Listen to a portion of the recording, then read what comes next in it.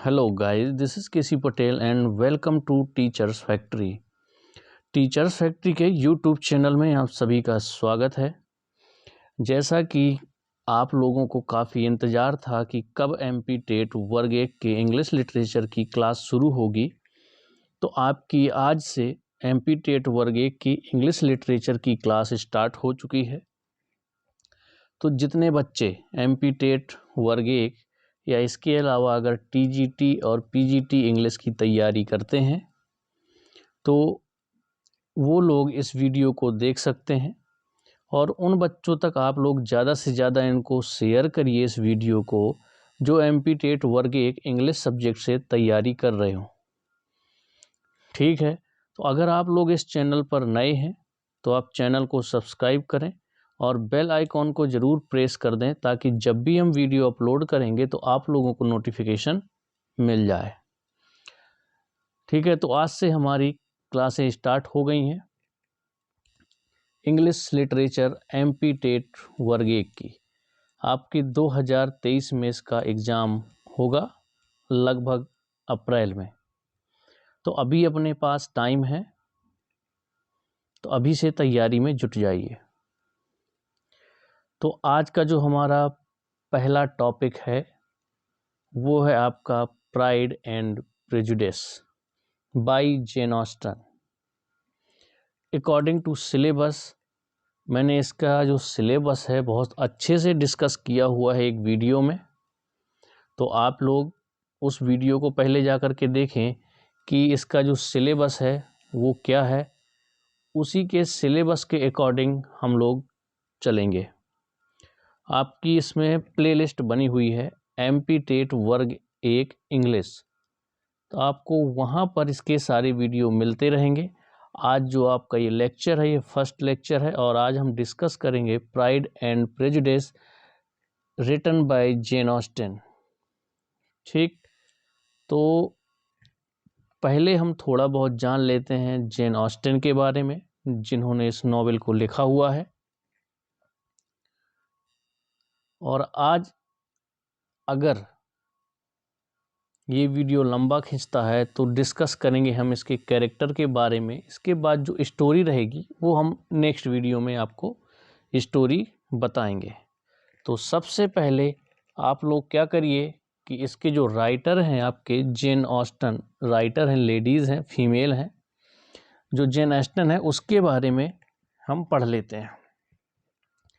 तो उनका जो जन्म है वो कहाँ हुआ था और कौन से सन में हुआ था।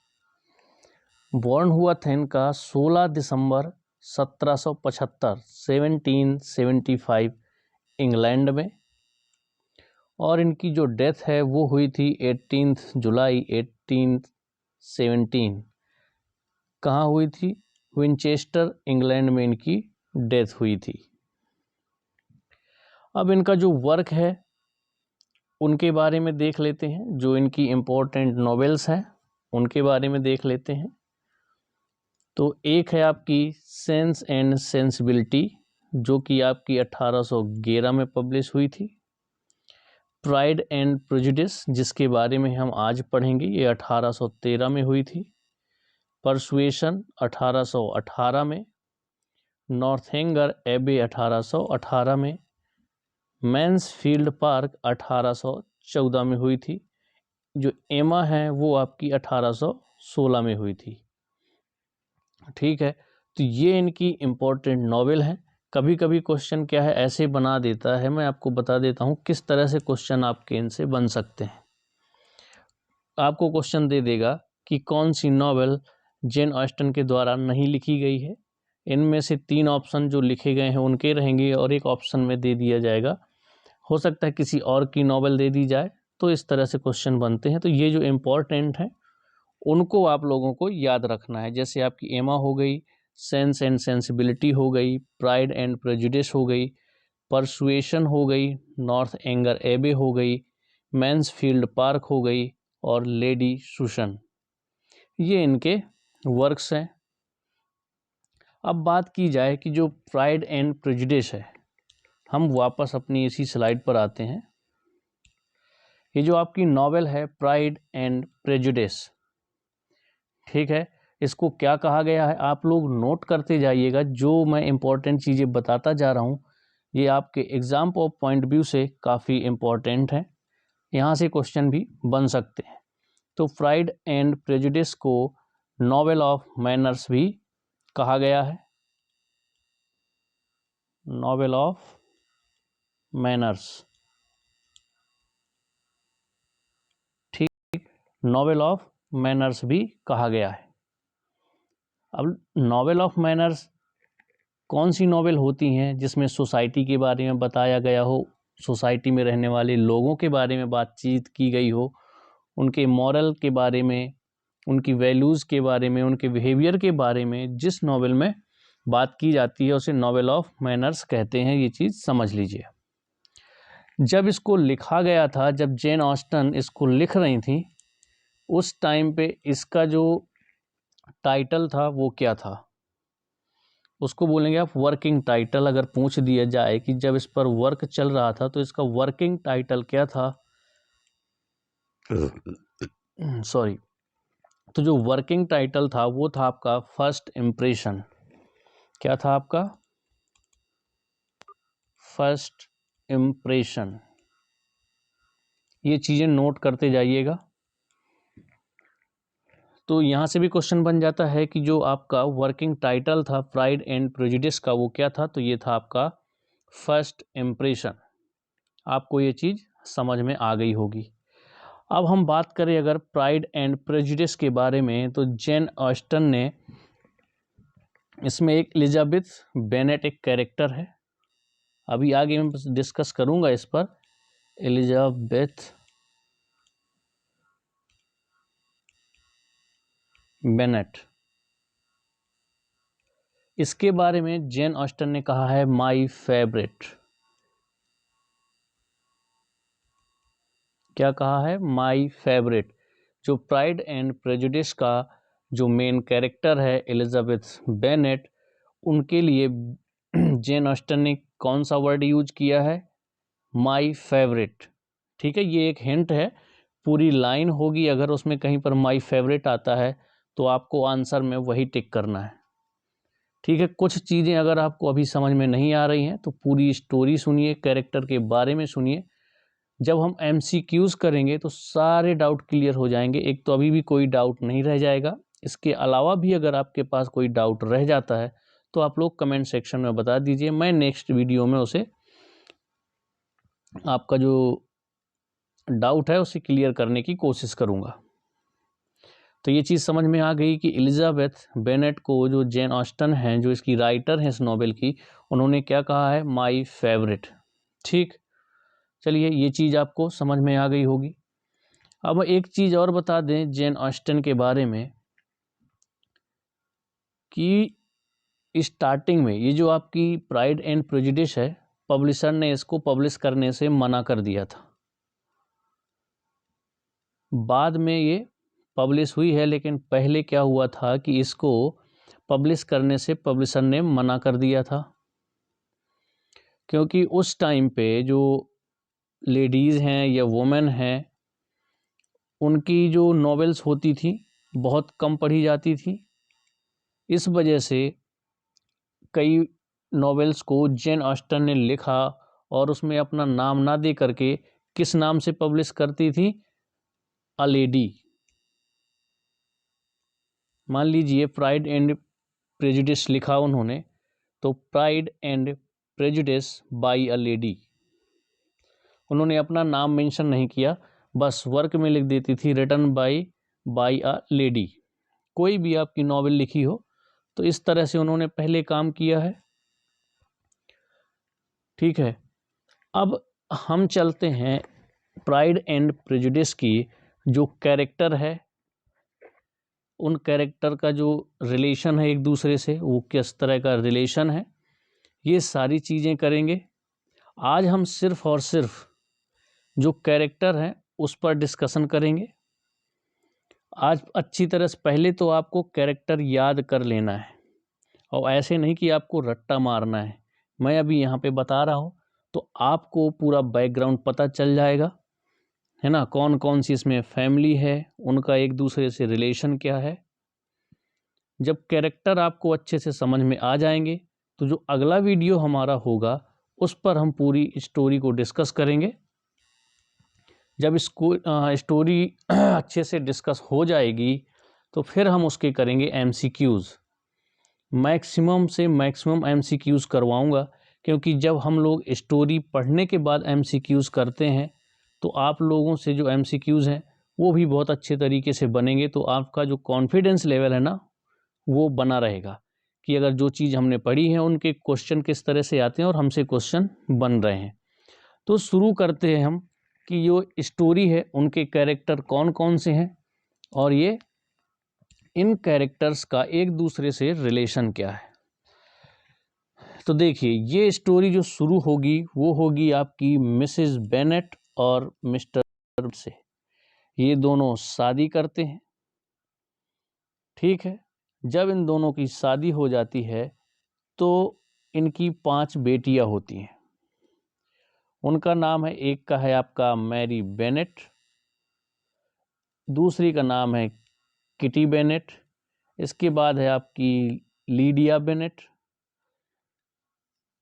एक का नाम है आपका एलिजाबेथ बेनेट और एक है आपकी जेन बेनेट। कौन कौन सी बेटियां? इन 5 बेटियों को इस स्टोरी में क्या कहा गया है? बेनेट सिस्टर्स, ठीक। तो पहले इस चीज़ को समझिए कि Mr Bennet and Mrs Bennet, इन दोनों की जो 5 बेटियां हैं जिसको स्टोरी में बेनेट सिस्टर के नाम से जाना गया है, उनकी बेटियों के नाम क्या क्या हैं? मैरी बेनेट है, किटी बेनेट है, लीडिया बेनेट है, एलिजाबेथ बेनेट है और जेन बेनेट है। आई होप आप लोगों को ये चीज़ क्लियर हो गई होगी कि जो मिस्टर बेनेट और मिसेज बेनेट हैं उनकी बेटियां कौन कौन सी हैं और उनके नाम क्या हैं। इन 5 को बेनेट सिस्टर के नाम से जाना गया है, इनको बेनेट सिस्टर कहा गया है स्टोरी में, इस नॉवेल में। और उनके नाम क्या क्या हैं एक बार फिर से रिपीट कर देता हूं ताकि आप लोगों को अच्छे से क्लियर हो जाए। इसमें मिस्टर बेनेट और मिसेज बेंड जो हैं ये बेनेट सिस्टर के क्या हैं? पेरेंट्स हैं, यानी कि इनकी बेटियां हैं 5। उनके नाम हैं Mary Bennet, Kitty Bennet, Lydia Bennet, Elizabeth Bennet और जेन बेनेट, ठीक। इनका रिलेशन आपको समझ में आ गया होगा। अब बात करते हैं हम, जो एलिजाबेथ बेनेट है उसको प्यार हो जाता है किससे? फिट्जविलियम डार्सी से, फिट्जविलियम डार्सी से। अब ये फिट्जविलियम डार्सी कौन है? तो आप सुनते जाइए, सारे डाउट आपके क्लियर हो जाएंगे। अभी आपको कैरेक्टर समझना है, इसके बाद ये स्टोरी में आपको और अच्छे से क्लियर हो जाएगा। तो fall in love with Fitzwilliam Darcy, Elizabeth Bennet को एक ही नज़र में फिट्जविलियम डार्सी से क्या हो जाता है? प्यार हो जाता है। अब एक चीज़ समझिए, इसमें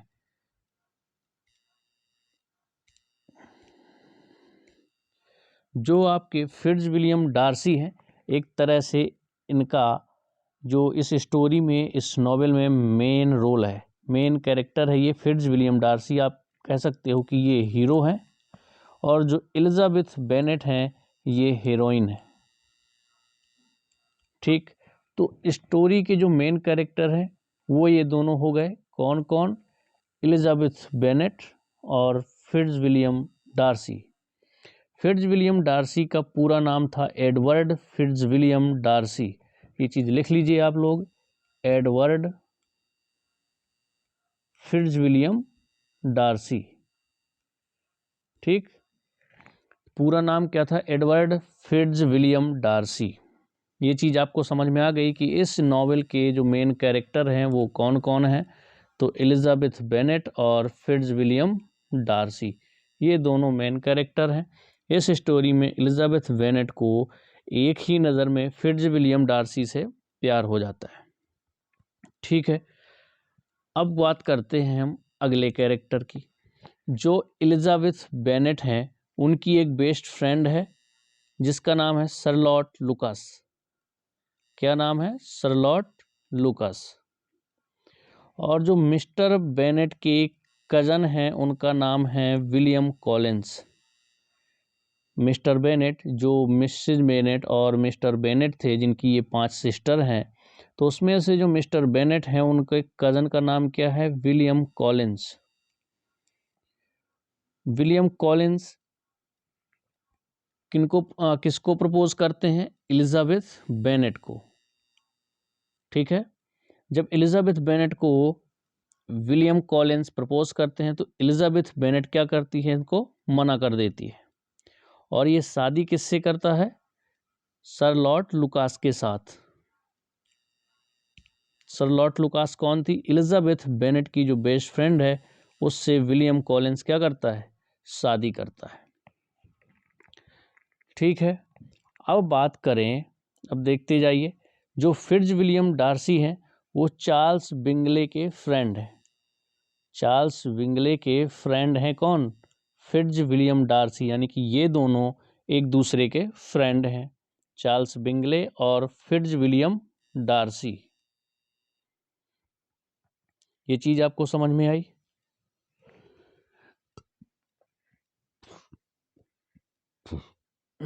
सॉरी। जो चार्ल्स बिंगले हैं उनकी एक सिस्टर है, सिबलिंग है, जिसका नाम है कैरोलिन बिंगले। ठीक, अब जो कैरोलिन बिंगले है वो भी अट्रैक्ट होती है किसकी तरफ? फिट्ज विलियम डार्सी की तरफ। अब जो फिट्ज विलियम डार्सी हैं, एक सेकेंड कलर चेंज कर लेते हैं। जो फिट्ज विलियम डार्सी है, इनके एक कजन है जिसका नाम है कोलोनेल फिट्ज विलियम। और फिट्ज विलियम डार्सी की जो एक सिस्टर है जिसका नाम है जॉर्जियाना डार्सी। कैरेक्टर आप लोग समझते जाइए अच्छे से। जो फिट्ज विलियम की फैमिली है उसके बारे में देखिए। इनके कज़न हैं जो, उनका नाम है कोलोनेल फिट्ज विलियम। इनकी एक सिस्टर है जॉर्जियाना डार्सी, ये हो गई इनकी सिस्टर। कैरोलिन के बारे में बता चुका हूँ कि जो चार्ल्स बिंगले हैं उनके सिबलिंग यानी कि सिस्टर कौन सी है? कैरोलिन बिंगले हैं। और जो कैरोलिन बिंगले है वो फिट्ज विलियम डार्सी की तरफ अट्रैक्ट होती है। ठीक है, ये कैरेक्टर आपको समझ में आए?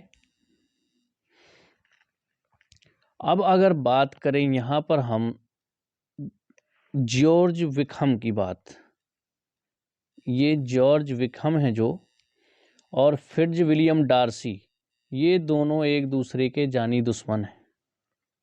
ठीक है, क्योंकि फिट्ज विलियम डार्सी जो है वो जॉर्ज विकहम से चिड़े हुए रहते हैं। वो क्यों रहते हैं स्टोरी में बता देंगे, पर अभी फ़िलहाल बता देता हूँ कि जो इनकी एक सिस्टर है जॉर्जियाना डार्सी, ये इसको क्या करता है? सेड्यूस करता है, झांसे में अपने लाता है और उसे भगाने की कोशिश करता है। जो उसका मेन मकसद रहता है कि उनकी जो प्रॉपर्टी है वो अपने, जो जॉर्जना डार्सी की प्रॉपर्टी है वो लेकर के मैं फुर उड़ जाऊं।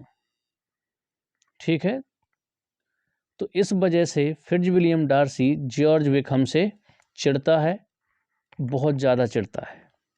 ठीक है, तो एक कैरेक्टर आपको ये समझ में आ गया होगा। अब जो जॉर्ज विकहम हैं, देखिए, जो अब बीच में स्टोरी का थोड़ा सा एक पार्ट लेता हूँ कि जब स्टार्टिंग में एक बाल पार्टी होती है उसमें ये सब जाते हैं, तो एलिजाबेथ जो बेनेट है उसको फिट्ज विलियम डार्सी से प्यार हो जाता है और डांस के लिए कहती है, लेकिन फिट्ज विलियम डार्सी जो है डांस के लिए मना कर देता है। तो ये चीज़ एलिजाबेथ बेनेट को बहुत बुरी लगती है। ठीक है, इसके बाद क्या होता है कि एलिजाबेथ बेनेट जॉर्ज विकहम की तरफ भी अट्रैक्ट होती है। एलिजाबेथ बेनेट अट्रैक्ट होती है जॉर्ज विकहम की तरफ भी, और कॉलोनेल फिट्जविलियम की तरफ भी अट्रैक्ट होती है। कॉलोनेल फिट्जविलियम कौन है? विलियम डार्सी के क्या हैं? कजन थे, ये कजन हैं, सॉरी। जो फिट्जविलियम डार्सी हैं उसके कजन कौन से हैं? कॉलोनेल फिट्जविलियम। तो एलिजाबेथ बेनेट इसकी तरफ भी अट्रैक्ट होती है। ये चीज़ आपको समझ में आ गई। ठीक, अब बात करते हैं जो जेन बेनेट इनकी सिस्टर है, जो बेनेट सिस्टर में से एक जेन बेनेट है, इसको प्यार हो जाता है किससे? चार्ल्स बिंगले से, और बाद में ये दोनों शादी भी कर लेते हैं। ठीक है, ये चीज़ आपको क्लियर हो गई होगी। अब बात करते हैं हम जो विलियम कॉलिंस थे, किसके कजन थे? मिस्टर बेनेट के। ये बेनिफैक्टर ऑफ लेडी कैथरीन डिबॉर्ग, यानी कि लेडी कैथरीन डिबॉर्ग से विलियम कॉलिंस को कुछ प्रॉपर्टी मिलने वाली थी, इसलिए ये क्या दिया हुआ यहाँ पे? Benefactor of Lady Catherine de Bourgh. और ये जो लेडी कैथरीन डिबॉर्ग हैं वो किसकी आंट हैं? वो आंट हैं कॉलोनेल फिट्जविलियम की, जो कि फिट्जविलियम डार्सी के जो कज़न हैं उनकी आंट हैं ये लेडी कैथरीन डिबॉर्ग।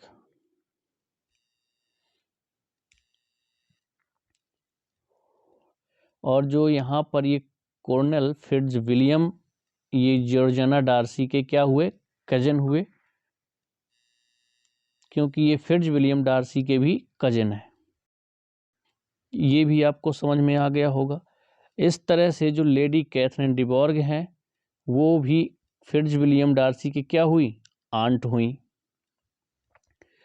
अब जो कैरोलिन बिंगले यानी कि चार्ल्स बिंगले की जो सिस्टर थी वो भी किसकी तरफ अट्रैक्ट थी? फिट्जविलियम डार्सी की तरफ अट्रैक्ट थी। अगर बात की जाए कि इसमें विलन का रोल किसका था या विलन कौन है, तो इसमें विलन है जॉर्ज विकहम। अब मैं बताता हूँ क्यों। क्योंकि इस स्टोरी में जो जॉर्ज विकहम है, ठीक है, वो फिट्जविलियम डार्सी की सिस्टर को भगाने की कोशिश करते हैं, सेड्यूस करने की कोशिश करते हैं।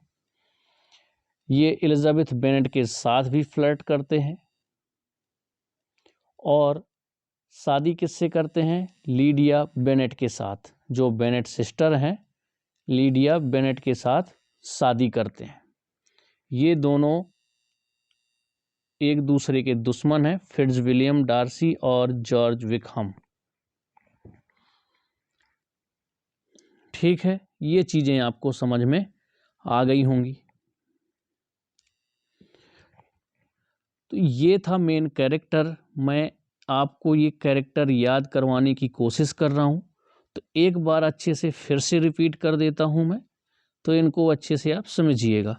ये जो कैरेक्टर है इनका कोई ख़ास रोल नहीं है उतना, लेकिन आप लोग जान लीजिए जो मिस्टर फिलिप और एडवर्ड गार्नियर हैं, एडवर्ड गार्नियर मिसेस गार्नियर, ये दोनों शादी करते हैं तो मिस्टर और मिसेस बन जाते हैं। एक सेकेंड, एडवर्ड गार्नियर और मिसेस एम गार्डिनर, ये दोनों शादी करते हैं। एडवर्ड गार्नियर और मिसेस फिलिप्स, ये क्या है? सिबलिंग ऑफ मिसेस बेनेट के, ये दोनों क्या है? सिबलिंग है, सिबलिंग्स हैं एडवर्ड गार्डिनर और मिसेस फिलिप्स।